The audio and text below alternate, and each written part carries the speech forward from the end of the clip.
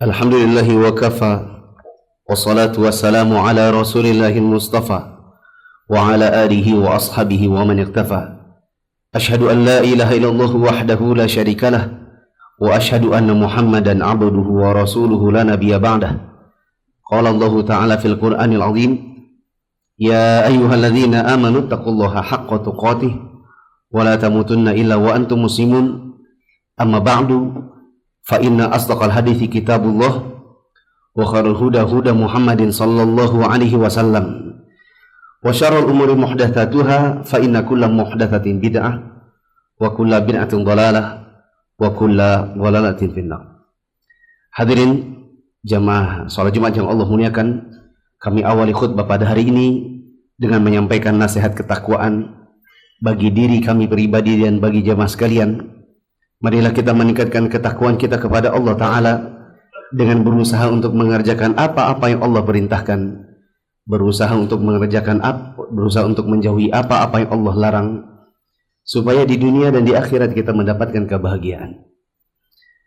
Hadirin jamaah yang dirahmati Allah, di antara bentuk ketakwaan kita kepada Allah, mengerjakan amal-amal yang Allah perintahkan, baik yang sifatnya wajib maupun yang sifatnya sunnah.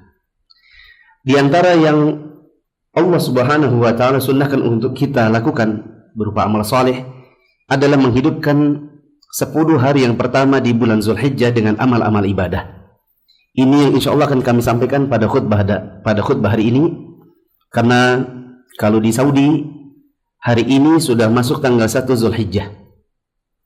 Adapun di Indonesia sangat besar kemungkinan, karena hari ini belum dinyatakan sebagai 1 Zulhijjah, berarti nanti malam baru akan ada sidang itsbat.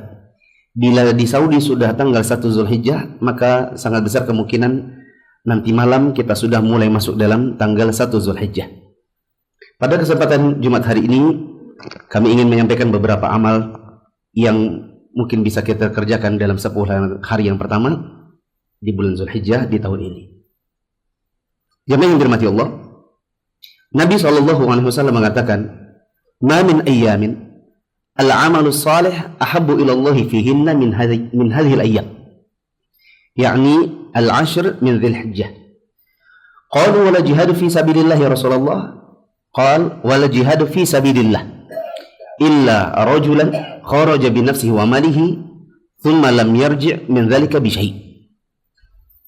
Dalam hadis yang sahih riwayat Al-Bukhari, Abu Dawud dan yang lainnya, Nabi SAW mengatakan, tidak ada tidak ada hari-hari di mana amal-amal yang saleh yang dikerjakan di hari-hari tersebut lebih dicintai oleh Allah dibandingkan di hari-hari ini. Yang dimaksudkan oleh Nabi SAW di dalam hadis ini adalah amal saleh yang dikerjakan di 10 hari yang pertama di bulan Zulhijjah.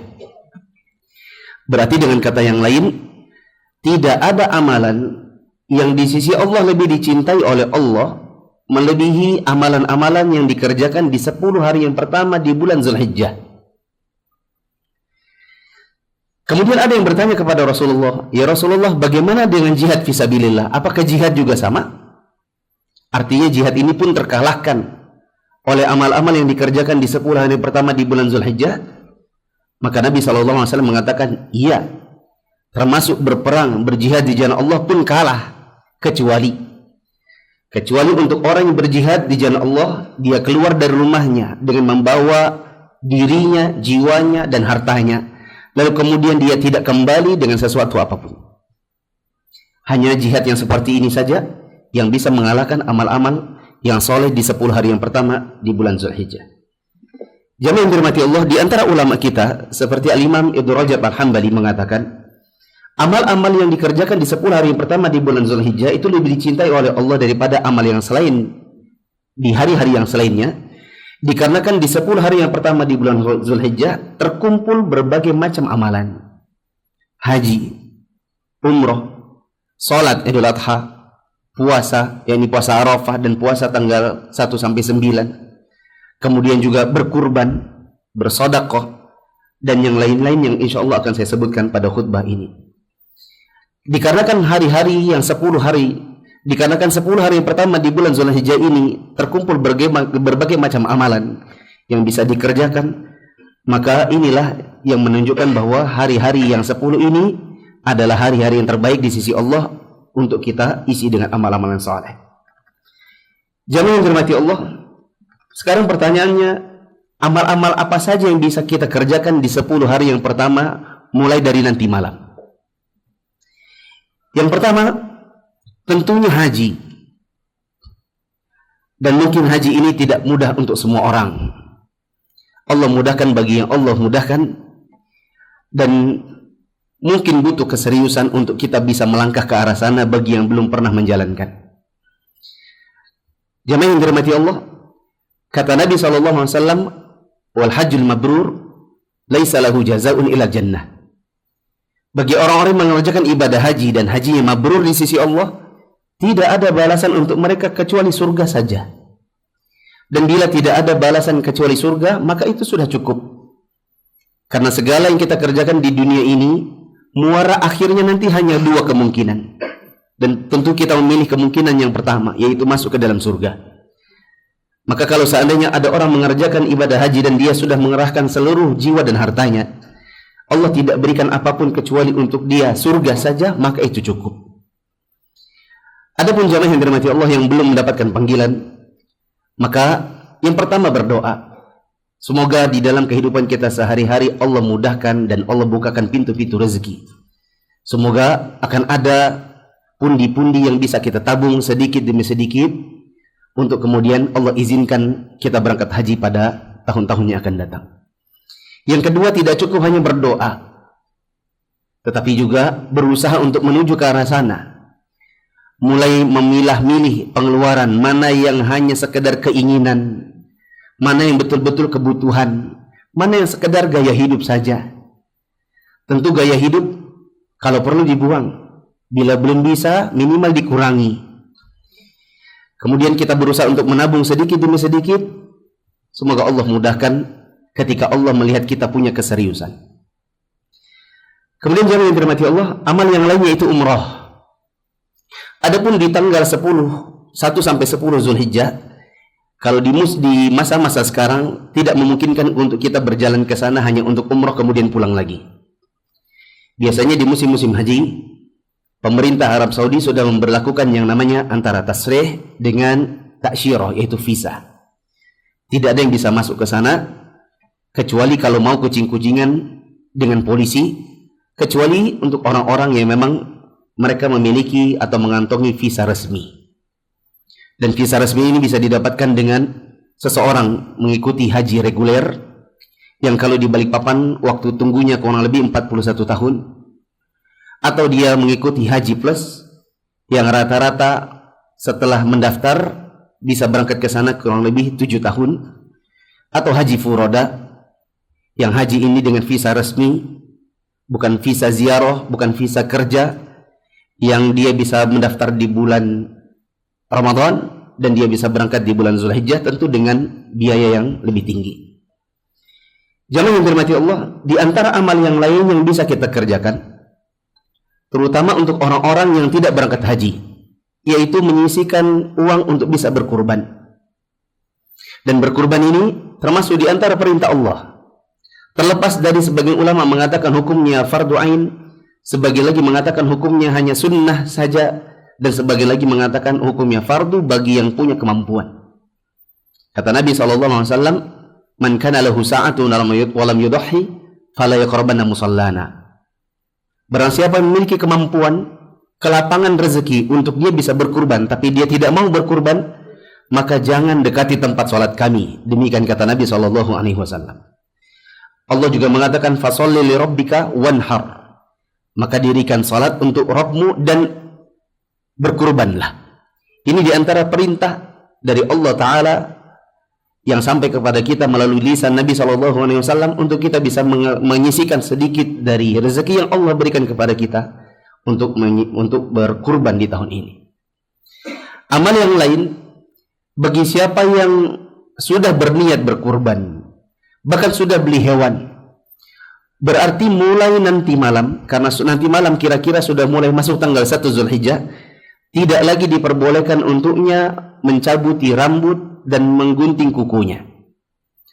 Rambut apapun yang ada pada badan, baik yang ada di atas kepala maupun yang ada di bawah ketiak, atau rambut apapun yang ada di badannya, termasuk juga kumisnya, tidak boleh lagi digunting, tidak boleh dicabut bagi orang yang punya kurban di tahun ini. Kapan dia baru boleh menggunting rambutnya? Kapan dia baru boleh menggunting kukunya? Yaitu manakala kurbannya sudah disembelih. Kalau ada orang kurbannya disembelih misalnya jam 10 pagi di hari Idul Adha, maka setelah jam 10 baru bisa ambil rambut dan kuku, gunting rambut dan kuku. Kalau dia kena giliran misalnya pada tanggal 12 baru ada penyembelihan hewannya, maka dia baru boleh menggunting rambut dan kukunya di atas tanggal 12 itu. Intinya berpatokan pada hewannya disembelih terlebih dahulu. Dan catatan jamaah yang dirahmati Allah, yang diberlakukan larangan seperti ini hanya untuk orang-orang yang berkurban dan yang mendanainya. Bisa jadi di dalam satu rumah kurbannya hanya satu untuk seluruh keluarga, dan itu jelas boleh. Tetapi pada tahun ini misalnya yang mendanai adalah istrinya, maka yang tidak boleh memotong rambut dan kuku hanya istri. Adapun suami, anak-anak, mereka diperbolehkan. Sekali lagi, yang tidak diperbolehkan hanya yang berkurban, yaitu yang menjadi sumber dananya. Adapun keluarganya yang mengikuti pahala di dalam kurban itu, tidak ada larangan bagi mereka. Jamaah yang dirahmati Allah, di antara amal yang lain yang bisa kita kerjakan di 10 hari yang pertama bulan Zulhijjah, yaitu mengisi hari-hari 1 sampai 9 dengan puasa. Ini yang dikerjakan Nabi SAW. Dikerjakan juga oleh sebagian sahabat Nabi seperti Ibnu Umar. Bila sudah mulai masuk tanggal 1 Zulhijjah, maka mereka berpuasa selama 9 hari. Kenapa tidak 10 hari? Dikarenakan hari yang ke-10 adalah hari Idul Adha. Dan hari Id tidak diperbolehkan dan haram hukumnya seseorang berpuasa. Maka berpuasa ini diberlakukan mulai dari tanggal 1 sampai 9. Apabila memungkinkan untuk 1 sampai 9, maka ini yang paling utama. Bila dia tidak memungkinkan karena sesuatu dan lain hal, maka setidaknya dari 9 ini dia bisa pilih. Misalnya dia puasa Senin Kamis, yang dia niatkan puasanya untuk 1 hari itu diniatkan supaya dapat pahala Senin Kamis, diniatkan juga supaya dapat pahala 10 hari pertama bulan Zulhijjah. Seminim-minimnya tanggal 9 Zulhijjahnya yang puasa. Itu yang paling minim. Karena ini diberlakukan sunnahnya oleh Nabi SAW kepada orang-orang yang tidak berhaji, yaitu bertepatan dengan hari Arafah. Dan kata Nabi SAW ketika beliau ditanya tentang berpuasa di bulan Arafah, di hari Arafah, yaitu tanggal 9 Zulhijjah, maka beliau mengatakan, ahtasibu 'ala Allah an yukaffira as-sanata allati qablaha atau qablahu wa as-sanata allati ba'dah. Aku berharap di sisi Allah agar berpuasa 1 hari di hari Arafah, semoga Allah Subhanahu wa ta'ala mengampuni dosa-dosa setahun yang lalu dan setahun yang akan datang. Jadi kalau ada orang berpuasa di hari Arafah, maka dia akan mendapatkan pahala di sisi Allah, dan Allah akan mengampuni dosa-dosanya setahun yang lalu dan setahun yang akan datang. Dengan catatan, tidak diperbolehkan untuk kemudian beralasan, saya kan sudah berpuasa Arafah pada tahun ini dan akan diampuni dosa-dosa setahun yang akan datang, lalu kemudian dia merasa dia bebas dosa, dia bebas mengerjakan maksiat sampai dengan 1 tahun ke depan. Maka ini sebuah kesalahan pemikiran. Kemudian catatan juga jamaah yang dirahmati Allah, bila hari ini, yaitu mulai dari tadi malam, di Saudi sudah tanggal 1 Zulhijjah, sementara di Indonesia tanggal 1 Zulhijjahnya baru mulai nanti malam, berarti sudah jelas Saudi lebih duluan daripada Indonesia. Pemerintah Indonesia, NU, Muhammadiyah, dan insya Allah kaum muslimin secara umum, maka mereka tanggal 1 Zulhijjahnya di Indonesia berbeda dengan di Arab Saudi.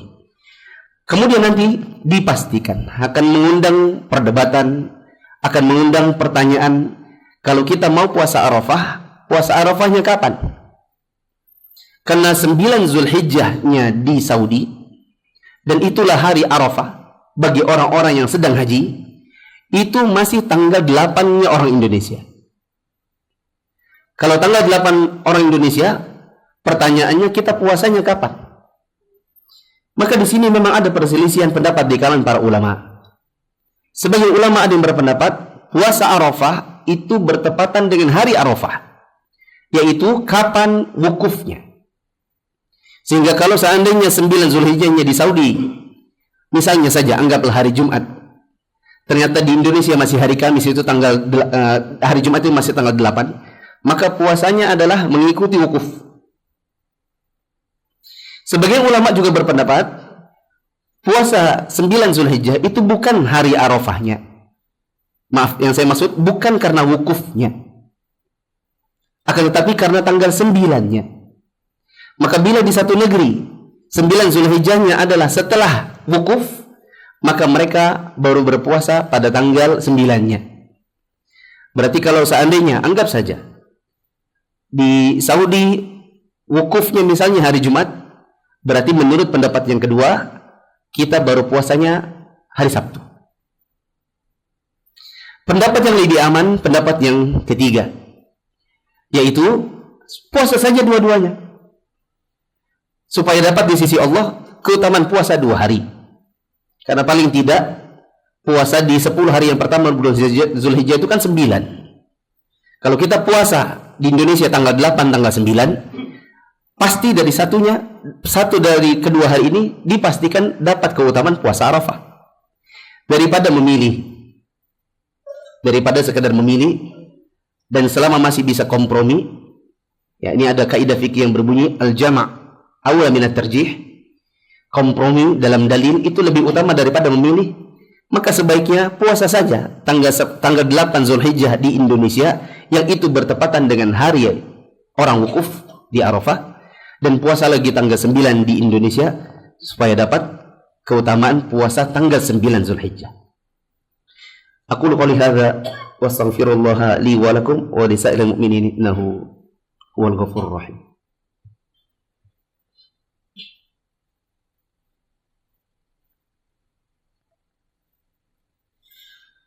Alhamdulillah wa kafa wa salatu wa salamu ala rasulillah mustafa wa ala alihi wa ashabihi wa man iqtafa. Di antara amalan sunnah yang lain yang juga disunnahkan bagi kita untuk dikerjakan pada tanggal 1 Zulhijjah sampai dengan 10 hari yang pertama di bulan Zulhijjah adalah takbir. Takbir ini jamaah yang dirahmati Allah ada 2 model. Ada yang disebut dengan takbir muqayyad, dan ini yang paling banyak kita kerjakan di Indonesia, yaitu dimulai dari subuhnya hari Arafah, atau dimulai dari subuhnya tanggal 9 Zulhijjah dan berakhir di hari terakhir hari tasyrik, yaitu tanggal 13 Zulhijjah di salat asar. Biasanya dikerjakan orang atau dibaca setelah selesai salat fardu. Ini namanya takbir muqayyad. Kita kerjakan sebagaimana yang kita tahu. Allahu Akbar, Allahu Akbar, Allahu Akbar, la ilaha illallah, Allahu Akbar, walillahil hamd. Ada takbir yang kedua, dan ini yang sudah pudar di kalangan kaum muslimin, disebut dengan takbir mutlak. Takbir mutlak itu mulai dari tanggal 1 Zulhijjah sampai dengan tanggal 13 Zulhijjah sebelum terbenam matahari. Totalnya ada 13 hari, dan ini bukan hanya pada sholat fardu saja, tetapi setiap saat. Dikerjakan seseorang di pasar, kalau kita di zaman sekarang di mobil, sambil naik motor, sambil naik mobil, sambil masak, sambil hal-hal yang lain, kita bisa bertakbir Allahu Akbar, Allahu Akbar, Allahu Akbar. Atau kadang-kadang juga dibaca orang saat memasuki masjid. Hanya saja karena ini sudah asing di telinganya kaum muslimin, maka mereka kalau mendengar ada orang takbiran tanggal 1 Zulhijjah, mereka ketawa. Sebagaimana kami pernah dulu tinggal di Arab Saudi, ketika sebagian orang Saudi, orang-orang Arab yang sudah mengetahui sunnah ini, mereka masuk ke dalam masjid takbiran, saya mendengar beberapa orang Indonesia berkomentar, cuman di sini yang kayak gitu amalannya. Yang benar, memang itu sunnahnya Nabi SAW, cuma asing di telinga kita. Di zaman dahulu, pasar-pasar di 10 hari pertama bulan Zulhijjah itu isinya takbiran. Adapun di Indonesia, kalau ada yang seperti itu dikira orang gila, karena mereka hanya merasa takbiran itu nanti kalau hari raya. Di pasar masuk sebagian sahabat Nabi seperti Ibnu Umar, Allahu Akbar, Allahu Akbar, Allahu Akbar, ngangkat suara, maka yang lain ikutan juga. Jadi isinya pasar adalah takbiran orang secara bergemuruh. tanpa perlu dikomando. Begitu juga sebagian sahabat Nabi seperti Umar bin Khattab, takbir di dalam tendanya di Mina saat musim haji. Umar takbir, maka yang lain mendengar, maka mereka pun bertakbir, sehingga Mina gemuruh dengan takbir. Nah, sekarang ini tantangan di masa kita, terutama di Indonesia. Amalan-amalan yang sudah asing di telinga kaum muslimin, antara dua. Kita mau menjadi orang yang mempelopori untuk menghidupkannya lagi, atau kita hanya malu-malu dikarenakan takut nanti orang bilang kita kayak orang gila. Terserah yang mana. Kemudian jamaah yang dirahmati Allah, di antara amal yang lain adalah sholat Idul Adha. Mengusahakan jangan sampai ditinggalkan. Meskipun sebagai ulama ada yang berpendapat ini bukan fardu ain, ini fardu kifayah. Sebagai ulama ada yang berpendapat hukumnya hanya sunnah muakkadah. Lepas dari semua itu, yang jelas perintah untuk sholat Idul Adha adalah perintah dari Allah Ta'ala yang jangan sampai kita tinggalkan kecuali karena uzur seperti karena sakit. Kemudian jemaah yang dirahmati Allah, di antara sunnah yang lain adalah memperbanyak amal soleh yang mungkin tidak biasa kita kerjakan. Seperti memperbanyak kajian, memperbanyak duduk di majelis ilmu, memperbanyak sholat sunnah, rawatib, bersedekah. Karena kebanyakan dari kita bersedekah itu lebih kencang kalau di bulan Ramadan saja. Padahal sodakoh di 10 hari pertama bulan Zulhijjah lebih utama daripada sodakoh di hari-hari Ramadan. Sebagaimana hadis yang pertama kali kami sampaikan. Yang terakhir, di antara amal yang lain adalah mencoba untuk bertaubat dari dosa dan meninggalkan dosa-dosa. Sebagian kaum muslimin, mereka tidak berani untuk mengerjakan dosa hanya di bulan Ramadan. Padahal 10 Zulhijjah seseorang mengerjakan amal soleh itu lebih utama di sisi Allah daripada hari-hari yang lain. Termasuk di antaranya amal soleh adalah berusaha meninggalkan dosa-dosa yang mungkin dia biasa kerjakan. Maka inilah di antara amal-amal yang mungkin kami bisa sampaikan pada khutbah hari ini. Sebenarnya masih banyak lagi. Kalau kita mau kajikan dalam satu pengajian bisa 2 jam, bisa 3 jam untuk mengupas itu semua. Tapi karena ini adalah khutbah Jumat yang khutbah rata-rata hanya 20 menitan, maka sebatas ini saja yang mungkin kami bisa sampaikan dan jamaah bisa mencari tambahan-tambahannya. Apalagi di zaman sekarang orang sudah biasa nonton kajian di HP, di grup-grup WhatsApp sudah banyak biasanya potongan-potongan video. Maka yang seperti ini hendaknya ditonton lalu kemudian dicoba untuk diamalkan di tahun ini. Ini adalah hari Jumat, hari di mana Rasulullah SAW mensunnahkan untuk memperbanyak salat kepada beliau. Allah berfirman, Innallaha wa malaikatahu yusalluna 'alan nabi ya ayyuhalladzina amanu sallu 'alaihi wa sallimu taslima. Allahumma salli 'ala Muhammad wa 'ala ali Muhammad kama sallaita 'ala Ibrahim wa 'ala ali Ibrahim innaka Hamidum Majid. Allahumma barik 'ala Muhammad wa 'ala ali Muhammad kama barakta 'ala Ibrahim wa 'ala ali Ibrahim innaka Hamidum Majid. Allahumma ighfir lil muslimina wal muslimat wal mu'minina wal mu'minat al ahya'i minhum wal amwat innaka sami'un qaribun mujibud da'wati qadiyal hajat.